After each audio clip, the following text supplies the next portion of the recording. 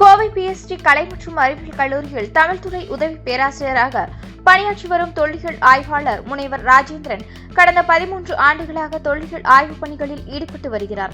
இதற்கு முன்பு சிவகங்கை மாவட்டத்தில் 8 இடங்களில் பழங்கால தொல்லியல் சான்றுகளை கண்டறிந்து பதிவு செய்துள்ளார். தற்போது கல்லூரி சார்பில் வழங்கப்பட்ட சீட் மணி நிதியின் மூலம் கோவை பெரியநாயக்கன்பாளையம் அருகே உள்ள பாலமலை பகுதியில் ஆய்வு மேற்கொண்ட போது பெருங்கற்காலத்திற்கு முற்பட்ட கோப்பை வடிவ கற்குழிகள், கல்கருவிகள் மற்றும் ஆயுதங்களை கூர்மைப்படுத்த பயன்படுத்தப்பட்ட தேய்ப்புகள், குழிகள் கண்டறியப்பட்டுள்ளன. 250 ஆண்டுகள் பழமையான பாலமலை அரங்கநாதர் ஆலயம் அருகே உள்ள சாம்பல் நிற பாறையில் 3 அடி உயரமும் 7 அடி நீளமும் கொண்ட பகுதியில் 22க்கும் மேற்பட்ட கோப்பை வடிவ கற்குழிகள் கண்டுபிடிக்கப்பட்டுள்ளன.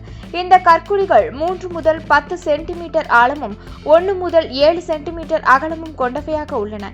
அதே பகுதியில் கல்லாயுதங்களையும் கூர்மைப்படுத்த பயன்படுத்தப்பட்ட 12 தேய்ப்பு குழிகளும் கண்டறியப்பட்டுள்ளன. இதன் மூலம் புதிய கற்கால கருவிகளை பயன்படுத்திய மனிதர்கள் பாலமலை பகுதியில் வாழ்ந்திருக்கலாம் என்பது உறுதி செய்யப்பட்டுள்ளதாக ஆய்வாளர்கள் தெரிவித்துள்ளனர். மேலும் அருகிலுள்ள பாதையின் மேற்பரப்பில் 15 சென்டிமீட்டர் வட்டமும் 16 சென்டிமீட்டர் ஆழமும் கொண்ட ஒரு குழியும் கண்டறியப்பட்டுள்ளது. இந்த குழி தானிய அரைத்தல், திரவங்களை சேகரித்தல், மருத்துவ பயன்பாடு அல்லது சமய சடங்குகளுக்காக பயன்படுத்தப்பட்டிருக்கலாம் என ஆய்வாளர்கள் தெரிவிக்கின்றனர்.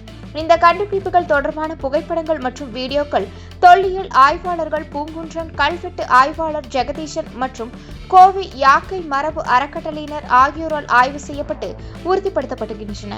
கொங்கு மண்டலத்தில் இதுவரை கோப்பை வடிவ குழிக்கற்கள் கண்டுபிடிக்கப்பட்டதாக பதிவுகள் இல்லை என்பது குறிப்பிடத்தக்கது. எனவே பாலமலை பகுதியில் கண்டறியப்பட்ட இந்த பழங்கால சான்றுகளை தமிழ்நாடு அரசு தொல்லியல் துறை ஆய்வு செய்து ஆவணப்படுத்தி பாதுகாக்க வேண்டும் என தொல்லியல் ஆய்வாளர் முனைவர் ராஜேந்திரன் கோரிக்கை விடுத்துள்ளார்.